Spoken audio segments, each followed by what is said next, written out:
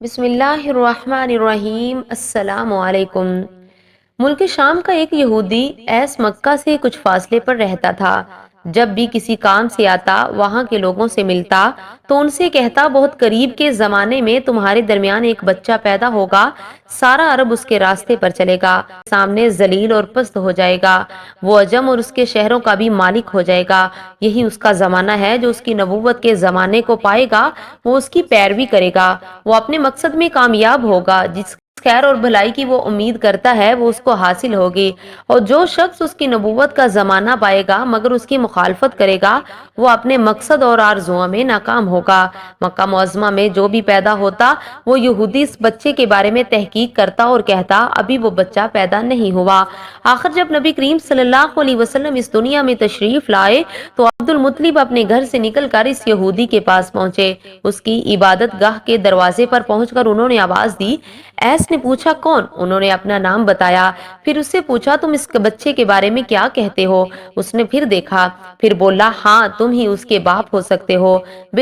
بے شک وہ بچہ پیدا ہو گیا ہے جس کے بارے میں نے تم لوگوں سے کہا کرتا تھا۔ وہ ستارہ آج طلوع ہو گیا ہے جو اس بچے کی پیدائش کی علامت ہے، اور اس کی علامت یہ ہے کہ اس وقت اس بچے کو درد ہو رہا ہے۔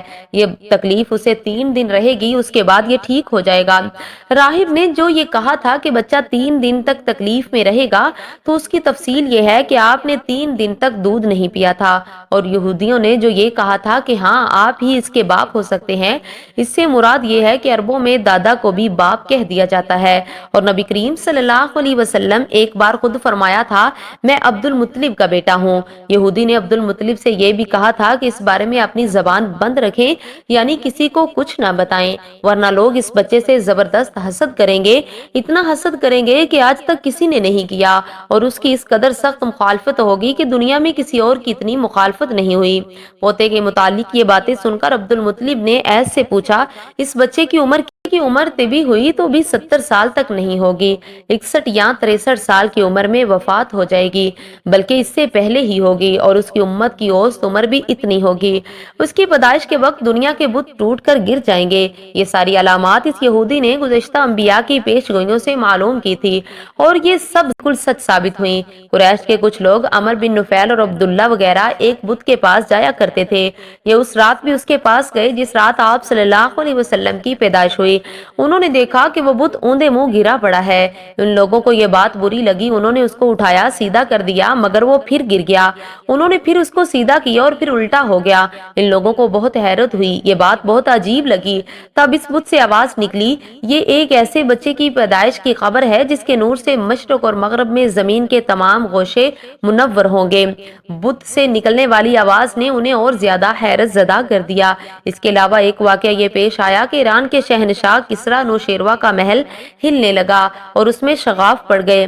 نوشیروہ کا یہ محل نہایت مضبوط تھا، بڑے بڑے پتھروں اور چونے سے تعمیر کیا گیا تھا۔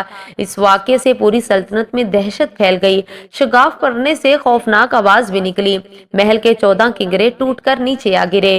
آپ کی پیدائش پر ایک واقعہ یہ پیش آیا کہ فارس کے تمام آتش کدوں کی وہ آگ بجھ گئی جس کی لوگ وہ پوجا کرتے تھے اور اس کو بجھنے نہیں دیتے تھے، لیکن اس رات ایک وقت میں ہی تمام کے تمام آتش کدوں کی آگ آنن فانن بجھ گئی۔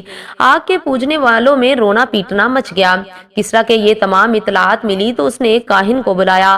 اس نے اپنے محل میں شگاف پڑنے اور آتش کدوں کی آگ بجھنے کے واقعات اسے سنا کر پوچھا، آخر ایسا کیوں ہو رہا ہے؟ وہ کاہن خود تو جواب دے نہ سکا، تاہم اس نے کہا، ان سوالات کے جوابات میرا ماموں دے سکتا ہے، اس کا نام ستی ہے۔ نوشیروہ نے کہا، ٹھیک ہے، تم جا کر ان سوالات کے جوابات لاؤ۔ وہ گیا، ستی سے ملا، اسے یہ واقعات سنائے۔ اس نے سن کر کہا، ایک عصا والے نبی ظاہر ہوں گے جو عرب اور شام پر چھا جائیں گے، اور جو کچھ ہونے والا ہے ہو کر رہے گا۔ اس نے یہ جواب کسریٰ کو بتایا۔ اس وقت تک کسریٰ نے دوسرے کاہنوں سے بھی معلومات حاصل کر لی تھی، چنانچہ سن کر اس نے کہا، تب پھر ابھی وہ وقت آنے میں دیر ہے، یعنی ان کا غلبہ میرے بعد ہوگا۔ پیدائش کے 7ویں دن عبد المطلب نے آپ کا عقیقہ کیا اور نام محمد رکھا۔ عربوں میں سب سے پہلے یہ نام کسی کا نہیں رکھا گیا تھا۔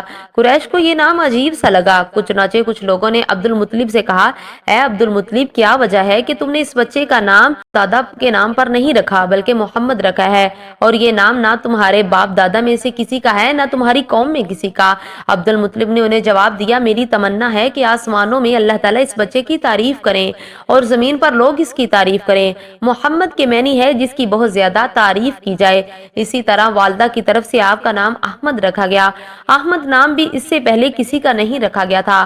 مطلب یہ کہ ان دونوں ناموں کی اللہ تعالیٰ نے حفاظت کی اور کوئی بھی یہ نام نہ رکھ سکا۔ احمد کا مطلب ہے سب سے زیادہ تعریف کرنے والا۔ علامہ سہلی نے لکھا ہے کہ آپ احمد پہلے ہیں اور محمد بعد میں، یعنی آپ کی تعریف دوسروں نے بعد میں کی۔